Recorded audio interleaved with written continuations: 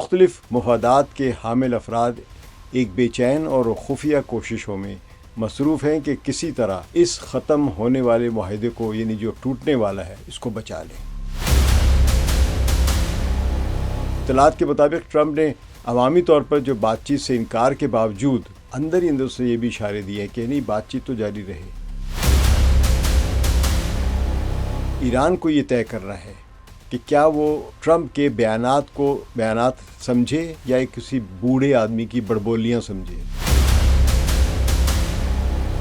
پوری قوم شہید رہنما کے بیٹے سید مجتبی خامنہئی کے ظہور کا انتظار کر رہی ہے۔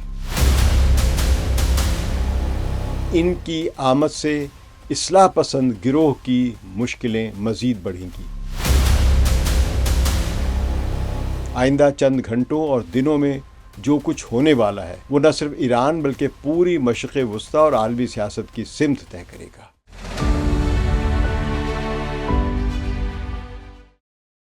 ثقلین امام کا سلام قبول کیجیے۔ جب صدر ڈونلڈ ٹرمپ نے پبلکلی اعلان کیا کہ امریکہ اور ایران کے درمیان میمورنڈم آف انڈرسٹینڈنگ یعنی مفاہمت کی یادداشت ختم ہو چکی ہے، تو اس بیان میں ایک قطعی پالیسی تبدیلی کا تاثر تو ضرور تھا، لیکن اس کے نیچے بہت گہرے اور پیچیدہ حساب کتاب چھپے ہوئے تھے۔ ٹرمپ جو ہمیشہ بین الاقوامی معاہدوں کو اپنے فائدے کے زاویے سے دیکھتے ہیں، اس بات سے بخوبی واقف ہیں کہ اس ایم او یو کو یا اس کے معاہدے کو مکمل طور پر ترک کرنے کے کتنے بڑے نتائج ہیں، یا اتنے بڑے نتائج نکل سکتے ہیں کہ جو کسی بھی ایک بڑی طاقت کو آسانی سے برداشت نہیں ہوں گے۔ آبِ ہرمز وہ تنگ سمندری راستہ ہے جس کے ذریعے دنیا میں سمندر کے ذریعے جو ٹریڈنگ ہوتی ہے تیل کی، اس کا تقریباً 25% اور خام تیل یعنی کروڈ آئل کا کوئی 33% گزرتا ہے وہاں سے، اور گیس بھی تقریباً 30% کے قریب گزرتی ہے وہاں سے،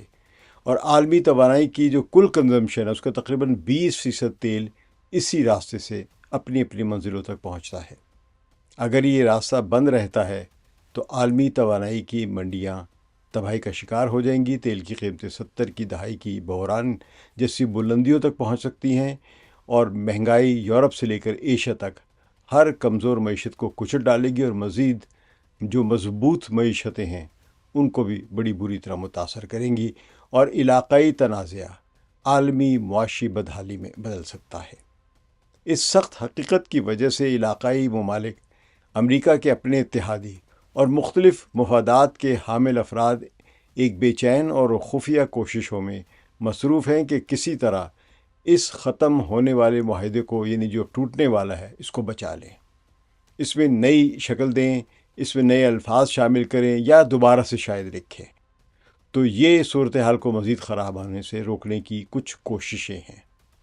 اس ساری کوشش میں سب کے آگے قطر اور پاکستان جیسے ممالک ہیں جن کی پوزیشن بہت زیادہ نازک ہے۔ قطر امریکہ کا قریبی اتحادی دوست ہے، لیکن ایران کے ساتھ اس کے اچھے تعلقات بھی ہیں، اور وہ دنیا کا سب سے بڑا لیکوڈ گیس یعنی مائع قدرتی گیس برآمد کرنے والا ملک ہے، جس کی برآمدات کا تقریباً 3/4 حصہ اسی آبِ ہرمز سے گزرتا ہے۔ قطر کے بین الاقوامی تعلقات کے ماہر ایک ہیں ڈیوڈ ڈیس روچس۔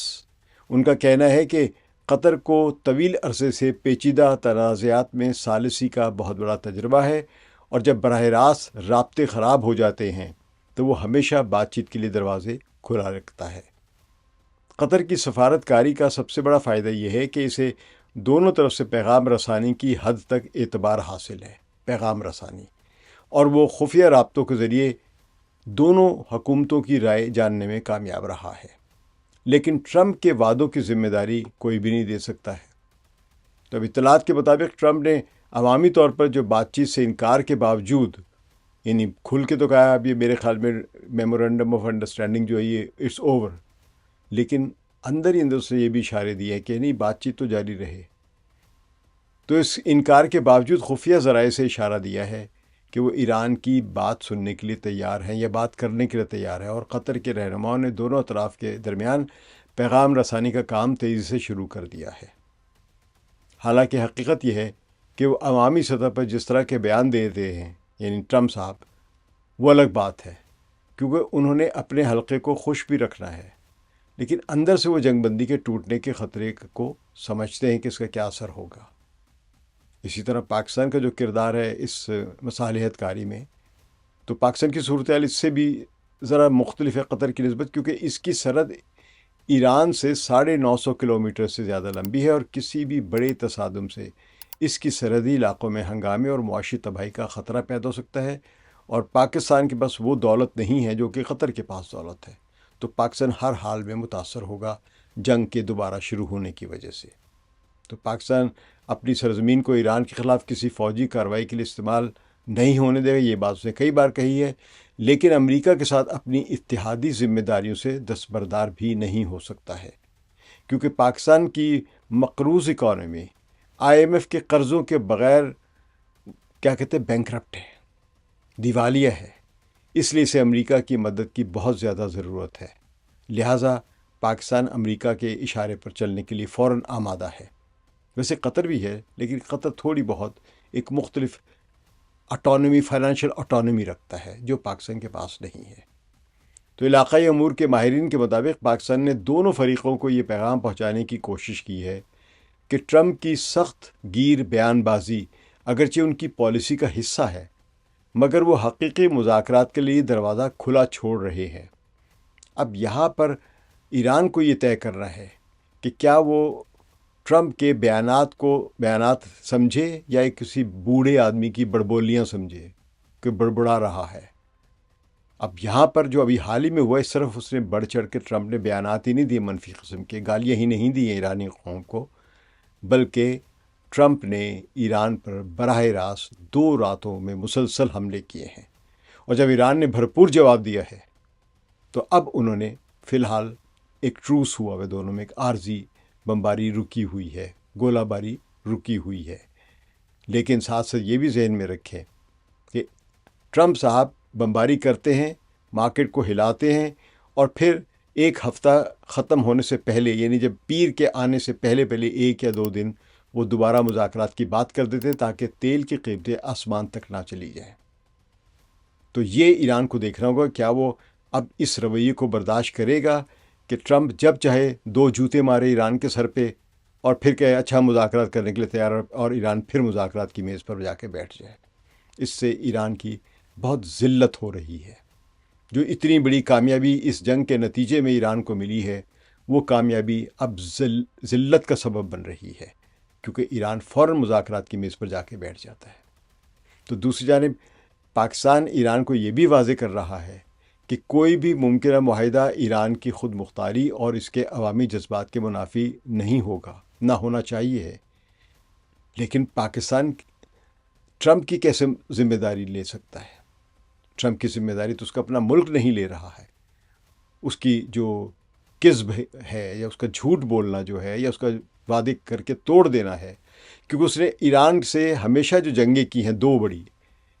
پچھلے برس جون میں 2025 اور 2026 میں جو 28 فروری کو جو شروع ہوئی اور 40 دن تک جاری رہی، یہ جنگ مذاکرات کے دوران ہی شروع ہوئی ہے۔ تو اب ان 2 ملکوں سے قطع نظر، یعنی پاکستان اور قطر کے جو کرداروں میں ایک فرق ہے، لیکن وہ دونوں جو کوششیں کر رہے ہیں امریکہ اور ایران کے درمیان مذاکرات بحال کرنے کی جو کوشش کر رہے ہیں اور MOU کو جو بچانے کی جو کوششیں ہیں وہ اپنی طرف، لیکن ایران کے اندر کی صورتحال جو ہے وہ بھی ذرا سی قابل غور ہے۔ اگر اندرونی صورتحال پر نظر ڈالے تو ایران میں بہت بڑی سیاسی کشمکش جاری ہے۔ آیت اللہ علی خامنئی کی شہادت کے بعد اب ملک کی قیادت اور مستقبل کے بارے میں 2 مختلف نظریات کا تصادم سامنے آ رہا ہے، بلکہ اب یہ تصادم نہیں رہا ہے، اب ایک نے دوسرے کو زیر کر لیا ہے، لیکن روایتی طور پہ یہ تصادم رہا ہے۔ صدر مسعود پزشکیان اور پارلیمنٹ کے اسپیکر محمد باقر قالیباف اور سینئر سفارتکار یعنی وزیر خارجہ عباس عراقچی جیسی شخصیتیں ایسی ہیں جو کسی نہ کسی سطح پر پرانے مفاہمت نامے یعنی MOU کی طرف واپسی کے لیے تیار ہو سکتی ہیں، اور انہیں سابق صدر حسن روحانی اور سابق وزیر خارجہ محمد جواد ظریف ان جیسے رہنماؤں کی حمایت بھی حاصل ہے، جنہوں نے 2015 میں JCPOA پر معاہدے پر جو ہوا تھا باراک اوباما کے ساتھ اور ایران کے درمیان، اس پر دستخط کیے تھے۔ تو وہ چاہتے ہیں کہ دوبارہ سے JCPOA جیسا معاہدہ ہو جائے۔ تو اب ویسے حالات نہیں ہیں، یہ سارے معاہدے جو پہلے کر رہا تھا ایران، یہ جنگ سے پہلے کے تھے، جنگ سے بچنے کے لیے۔ اب جنگ ہو چکی ہے، تباہی ہو چکی ہے، اور تباہی کے بعد ایران نے آپ نے ہرمز پہ اپنا کنٹرول حاصل کر لیا ہے۔ تو ان جو مفاہمت کرنے والے جو خواہش مند ہیں ایران کے اندر، جو چاہتے ہیں کہ ایم او یو پر دوبارہ بات چیت ہو اور امریکہ سے تعلقات بحال ہوں، ان کا خیال ہے کہ بین الاقوامی برادری کے ساتھ بات چیت ہی پابندیوں سے نجات دلا سکتی ہے، اور ایران کی معیشت جو ہے اس کو بہتر بنانے اور جنگ کے خطرے سے بچنے کا واحد راستہ یہی ہے۔ تو بھئی یہی تو آپ کر رہے تھے جنگ سے پہلے بھی، لیکن جنگ سے پھر بھی نہ بچ سکے۔ تو اب بھی اگر آپ یہی کر رہے ہیں جو پہلے کر رہے تھے، تو پھر اب کر کیا رہے ہیں؟ لیکن اسی لیے یہ گروہ جو ہے ابھی انتہائی کمزور اور بہت بری حالت میں، عوام میں یہ بہت غیر مقبول ہو چکا ہوا ہے، کیونکہ ایران کی عوام کی بڑی تعداد اب ان پر بہت سخت تنقید کر رہی ہے، اور انہیں مغرب کی خوشامد کرنے والا اور قومی جذبات سے بے خبر قرار دے رہی ہے۔ ایسے بھی واقعات سننے میں جو بہت زیادہ عجیب ہے، مثلا ان کو دھکے دیے گئے ہیں، مسعود پزشکیان کو، عباس عراقچی کو، لوگوں نے ان کے خلاف نعرے ان کے منہ پہ کھڑے ہو کے لگائے ہیں، اور حسن روحانی اور جواد ظریف کی تو یہ حالت ہے کہ وہ اس جنازے میں شریک ہی نہیں ہوئے، اس لیے کہ وہ خوفزدہ تھے کہ کہیں لوگ ان کی لنچنگ نہ کر دیں، ان کو واقعی مار پٹائی نہ کر دیں ان کی، تو وہ نکلے ہی نہیں باہر۔ لیکن مغربی میڈیا نے ان کے نہ نکلنے کو یہ کہا کہ وہ بڑے ناراض ہیں اور سرکش ہیں۔ ایسا نہیں ہے، مغربی میڈیا کا ایک انداز ہی بدل گیا ہوا ہے، ہر چیز کو اس اینگل سے دیکھنا جو حقیقت نہیں ہے، جو صرف ایران کے بارے میں کوئی منفی تاثر بنا سکے۔ تو جو عوامی جذبہ جو ہے ان لیڈروں کے خلاف، یعنی مسعود پزشکیان کے بھی خلاف اور عباس عراقچی کے خلاف بھی، اور باقر قالباف کے بھی خلاف، باقر قالباف تو IRGC یعنی پاسداران انقلاب کے کمانڈر رہ چکے ہوئے ہیں، لیکن ان کے خلاف بھی لوگ اب باتیں کر رہے ہیں۔ ابھی تک ان کو ایک علامتی طور پہ عزت مل رہی ہے، لیکن ان پر بھی اعتراض اٹھ رہا ہے کہ انہوں نے ابھی تک پارلیمان کا اجلاس کیوں نہیں بلایا جس میں MOU پر گفتگو اور بحث ہو، کیونکہ باقر قالباف کو پتہ ہے کہ اگر MOU پر گفتگو پارلیمان میں ہوئی تو یہ مسترد ہو جائے گی، اس کے خلاف ووٹ اور ریزولوشنز آ جائیں گی۔ تو یہ باقر قالباف جو ہیں، یہ مسعود پزشکیان اور ان کے ساتھ مل کر، حسن روحانی وغیرہ ساتھ مل کر اس MOU کو کامیاب بنانے کی کوشش کر رہے ہیں، جبکہ وہ عوام جو سڑکوں پر نکلے ہیں وہ ان کی اس بات سے اتفاق نہیں کر رہے ہیں۔ اس کی وجہ وہ زبردست عوامی اظہار خیال ہے جو شہید آیت اللہ سید علی خامنہئی کے جنازے کے موقع پر دیکھا گیا ہے۔ لاکھوں بلکہ کروڑوں مرد، خواتین، بچے، بوڑھے، طلباء، سائنسدان اور ہر طبقے کے لوگ، کسان، مزدور، ہر قسم کے لوگ تہران سے لے کر قم، اصفہان اور بلکہ پورے ملک کے دیہاتوں تک سڑکوں پر نکل آئے۔ جن کے لیے ممکن ہو وہ اپنے شہر چھوڑ کر جنازے میں شرکت کے لیے آئے، اور جو جنازوں میں نہیں آ سکے انہوں نے اپنے ہی شہر میں رہتے ہوئے وہاں پہ جلوس نکالے، جس میں سید علی خامنہئی کے جنازے میں نہ شرکت کرنے کے باوجود بھی وہاں پہ انہوں نے اپنے تعزیت کی ہے، ماتم کیا ہے، سوگوار ہونے کا اعلان کیا ہے،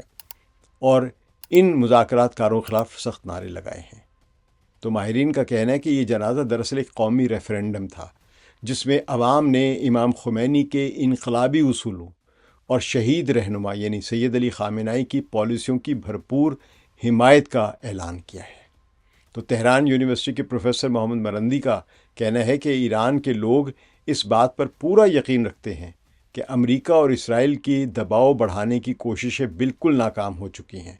اور ہر نئی مشکل سے قوم کا اپنے راستے پر قائم رہنے کا جذبہ مزید مضبوط ہو رہا ہے۔ اس صورتحال میں انقلابی گروہ اور پاسداران انقلاب جو ہے وہ فوج کی طاقت اور مقبولیت میں بہت زیادہ اضافہ ہو رہا ہے۔ یعنی یہ ان سب کو میں ریولوشنریز گروہ کہوں گا، اس سے خود بھی قدامت پسند بھی لوگ کہہ رہے ہیں، سخت گیر موقف رکھنے والے بھی کہہ رہے ہیں، جوش اور ولولہ رکھنے والے نوجوان مرد اور عورتیں دونوں ہیں، اور اس میں پاسداران کے بھی سپاہی ہیں، کمانڈرز بھی ہیں، فوج کے بھی اسی طرح سپاہی ہیں، افسران ہیں۔ یہ سب کے سب عوام میں بہت مقبول ہو چکے ہوئے ہیں جو جنگ لڑنے کے لیے تیار ہیں، جنہوں نے اس جنگ کے نتیجے میں جو 40 دنوں کی ہوئی ہے اس میں ایران کو بہت بڑی فتح لے کر دی ہے۔ اس سے پہلے ایران کی کل حکمت عملی یہ تھی کہ جنگ سے بچا جائے، لیکن جب جنگ ہوئی ہے تو پتہ چلا کہ مذاکرات کاروں نے کچھ بھی نہیں کیا، اصل جنگ جیتی ہے انہوں نے، انقلابیوں نے، اپنی جان کا نذرانہ دے کے اپنے میزائلوں کے ذریعے، اپنے ڈرونز کے ذریعے اور اپنی حکمت عملی کے ذریعے دفاعی موزیک یعنی ڈی سینٹرلائزڈ اس دفاع کے نظام جس کے تحت اب ایران کی فوج جو ہے وہ 31 کمانڈ سسٹمز میں تحلیل ہو چکی ہوئی ہے۔ تو پاسداران انقلاب اس وقت بہت زیادہ مقبول ہے، ان کی مقبولیت میں بے پناہ اضافہ بھی ہو رہا ہے۔ پاسداران انقلاب نے نہ صرف ملک کی سیکیورٹی اور دفاعی انتظامات کو سنبھال رکھا ہے بلکہ آپ نے ہرمز پر بھی مؤثر کنٹرول قائم کر لیا ہے، جس سے پورے خطے کی پاسداران انقلاب اور باقاعدہ جو فوج ہے ان کی کامیابیوں نے انہیں عوام کی نظروں میں ہیرو بنا دیا ہوا ہے۔ اور اب زیادہ تر لوگ یہ مانتے ہیں کہ امام خمینی کی یا علی خامنئی کی جو خود انحصاری کی اور عزم کا جو راستہ ہی ہے وہی ایران کی بقا اور ترقی کی ضمانت ہے، نہ کہ امریکہ سے دوستی کرنے کے نتیجے میں ان کو کوئی سہولت ملے گی، کیونکہ وہ دیکھ رہے ہیں، تجربہ دیکھ رہے ہیں، ان کا 10 سالوں سے زیادہ کہہ لی کہ JCPOA تک بھی دیکھ لیا انہوں نے، اس کے بعد بھی اور 2 مذاکرات کر کے دیکھ لیے ہیں، اور بار بار مذاکرات کے بہانوں کے ذریعے امریکہ نے ایران کو انگیج کیا ہے لیکن ہمیشہ دھوکہ دیا ہے۔ تو اب پوری قوم شہید رہنما کے بیٹے سید مجتبیٰ خامنہئی کے ظہور کا انتظار کر رہی ہے، جو اپنے الیکشن کے بعد یعنی رہبر منتخب ہونے کے بعد ابھی تک منظر عام پر نہیں آئے ہیں، کیونکہ ان کی جان کو بہت شدید خطرہ ہے۔ وہ اب تک زیادہ تر خاموشی سے کام کرتے رہے ہیں اور خطوط یا خطابات جو ہیں وہ انہوں نے ریٹن فارم میں لکھ کر صرف میڈیا کو دیے ہیں، اور وہ عوامی حلقوں میں زیادہ نظر نہیں آئے ہیں، بلکہ نظر ہی نہیں آئے ابھی تک۔ لیکن اب تمام اندازوں کے مطابق وہی آگے بڑھ کر قیادت کی ذمہ داریاں سنبھالیں گے۔ ان کا ایک جنبش ابرو پوری قوم کی کمانڈ ہے۔ یہ حیثیت یا خمینی کو حاصل تھی یا اب ان کو حاصل ہے مجتبیٰ خامنہئی کو۔ وہ پاسداران انقلاب اور انقلابی اصولوں سے گہری وابستگی رکھتے ہیں اور لوگوں کو پورا یقین ہے کہ وہ اپنے والد اور امام خمینی کے مشن کو آگے بڑھائیں گے۔ تو قومی سلامتی کے امور کے ماہرین کا خیال ہے کہ ان کی آمد سے اصلاح پسند گروہ کی مشکلیں مزید بڑھیں گی، اور جو لوگ سمجھوتے کی بات چیت کر رہے ہیں ان کے لیے اب زیادہ گنجائش باقی نہیں رہے گی۔ یہ ایک بہت بڑی حقیقت ہے کہ امریکہ اور اسرائیل جو عرصہ دراز سے ایران کی حکومت کو کمزور کرنے اور اسے گرانے کی کوششیں کر رہے تھے، وہ تمام منصوبے بالکل ناکام ہو چکے ہیں۔ پابندیوں، فوجی دباؤ اور اندرونی مخالفت کی مدد سے لوگوں کو حکومت کے خلاف اکسانے کی کوششوں کے برعکس یہ سب کچھ ہوا کہ پوری قوم اپنے اصولوں اور قیادت کے گرد یکجا ہو گئی ہے، اکٹھا ہو گئی ہے، یونائٹڈ ہو گئی ہے۔ تو Near East Center for Strategic Studies کی رپورٹ کے مطابق جب تک پاسداران انقلاب متحد اور منظم ہے، اس وقت تک ایران کے سیاسی نظام میں کسی بھی بڑی بیرونی تبدیلی کا کوئی امکان نہیں ہے۔ ایک اور بین الاقوامی تجزیہ کار کا کہنا ہے کہ جو لوگ سوچتے ہیں کہ ایران ایک کمزور اور جلد گرنے والی حکومت ہے، انہیں اب یہ سمجھنا ہوگا کہ اسلامی جمہوریہ ایک ایسے نظام ہے جس کی جڑیں بہت گہری ہیں اور اسے عوام کی بڑی حمایت حاصل ہے۔ تو اب صورتحال یہ ہے کہ ٹرمپ چاہے جتنا بھی سخت رویہ اختیار کرے، وہ جانتا ہے کہ آپ نے ہرمز کی بندش اور تیل کی قیمتوں میں اضافہ امریکہ اور پوری دنیا کے لیے بہت بڑا نقصان کا باعث بنے گا۔ اسی لیے وہ چاہ رہا ہے کہ عوامی طور پر یعنی پبلکلی وہ جو کوئی مرضی کہتا رہے، لیکن خفیہ طور پر وہ قطر اور پاکستان کے ذریعے ایران سے رابطے کی کوششیں جاری رکھے ہوئے ہے۔ اب یہاں پہ اصل میں ایران کے لوگوں کو یہ طے کرنا ہے کہ کیا وہ 2 جوتے کھا کے پھر مذاکرات کی میز پہ بیٹھیں گے، یا کم از کم 1-2 مہینے کے لیے اب بند کرے سب کچھ ڈرامے بازی۔ لیکن ایران کے اندر جو بدلا ہوا ماحول ہے، شہید علی خامنہئی کے جنازے نے جو چیز کھل کے دکھا دی ہے، یہ بات میں پہلے سے بھی کہہ رہا تھا، وہاں پہ یہی جذبہ ہے، اور یہ میں اس سال کے شروع سے کہہ رہا ہوں، جنوری سے کہہ رہا ہوں کہ جتنی بھی بیرونی میڈیا ایک سازشیں دکھاتا ہے کہ ایران کی حکومت اب گرنے والی ہے، تب گرنے والی، یوں گرنے والی، ایسے گرنے والی ہے، یہ ان لوگوں کا اپنا پروپیگنڈا جس کے یہ لوگ خود شکار ہو گئے ہوئے ہیں۔